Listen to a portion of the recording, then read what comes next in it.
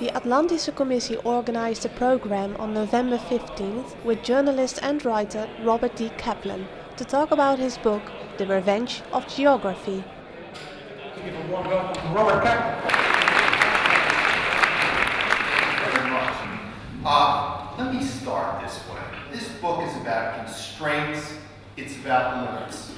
And the limits and constraints I decide to focus on is geography.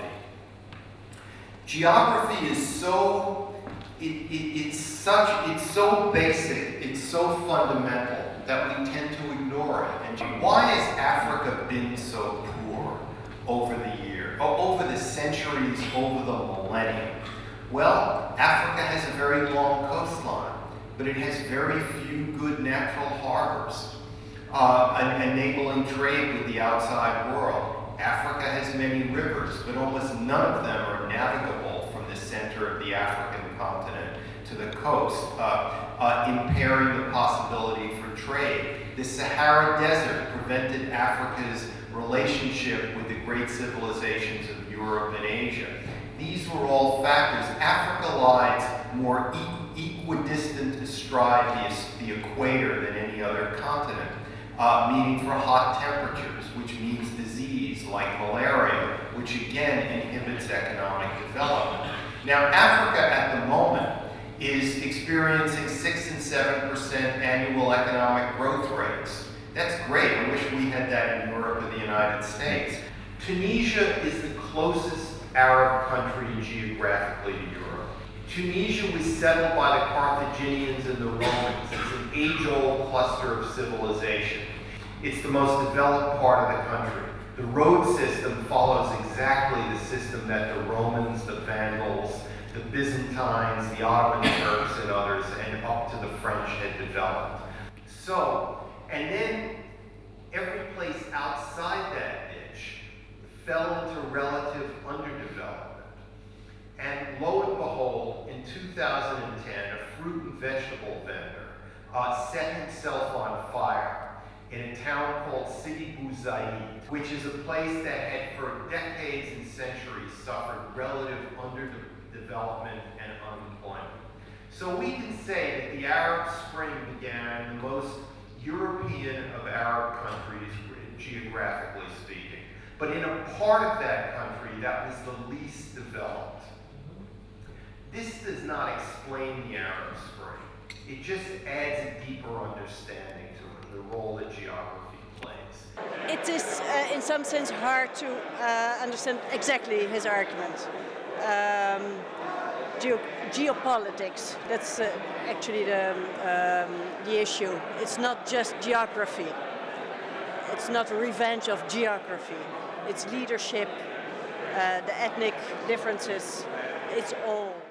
By geography, I don't just mean the map. I mean geography in the 19th century European sense of the word. It explains to the person in power what's possible and what is less possible in a country. I agreed with him that you can't deny the importance of geography. And well, because he said that he didn't want to imply that geography was the most important thing, but just that you have to take it into account. I could really agree with that. Yeah. One of the conclusions of your book is that the Americans should have taken on Mexico instead of Iraq and Canada. Well, it's interesting. The part of the book that I almost left out, I said, why should I write about Mexico? The whole book's about Eurasia. Just keep it Eurasia. It's nice and neat. I decided to conclude it with a discussion of Mexico. And that created the greatest controversy and the greatest, I would say, positive discussion about the book. Because I said, all right, let's apply geography to the United States. What's America's geography? Oceans on either side, no problem there. Canadian Arctic to the north, no problem there. Because remember, Canada only has about 35 million people. That's a tenth the population of the United States.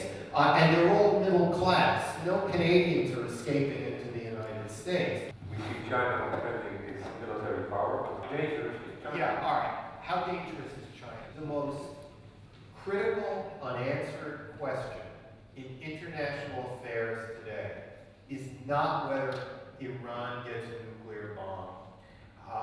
It's the domestic direction of China. The Chinese leadership, which I call low-calorie authoritarianism, has brought the 1.3 billion Chinese people, has risen their standard of living dramatically in 30 years. No time in world history has seen such an expansion of living standards as China has accomplished since the late 1970s.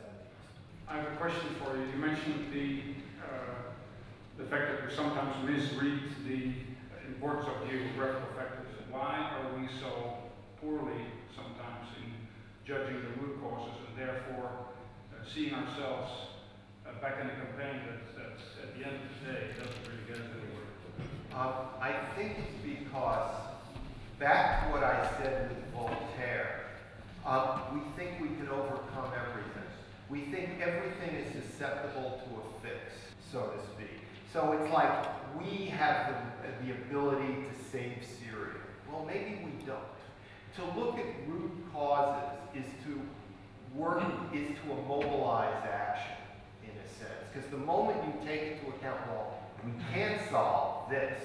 This goes back a long time. This is rooted in geography. Well, then you're faced with a situation of you do nothing.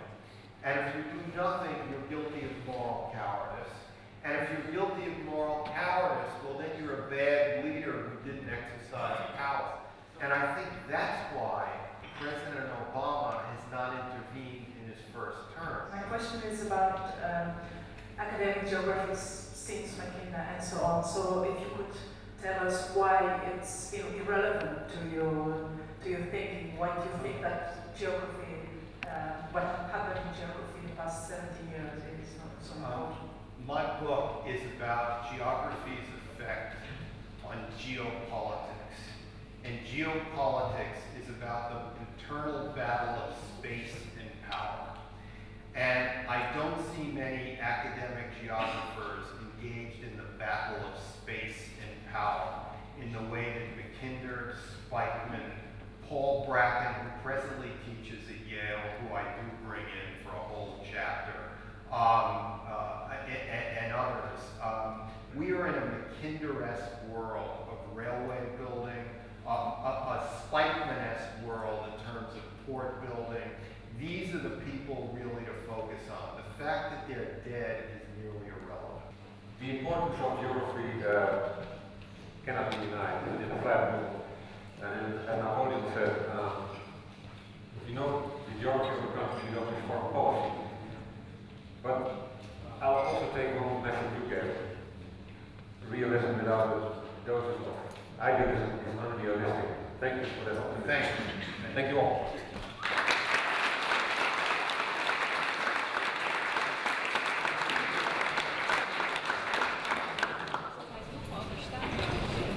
It was very enjoyable, very interesting, and really interesting speaker. So it was really nice. Yeah. Very impressive. A lot of details, a lot of information. We really need to read his books to understand and to understand everything.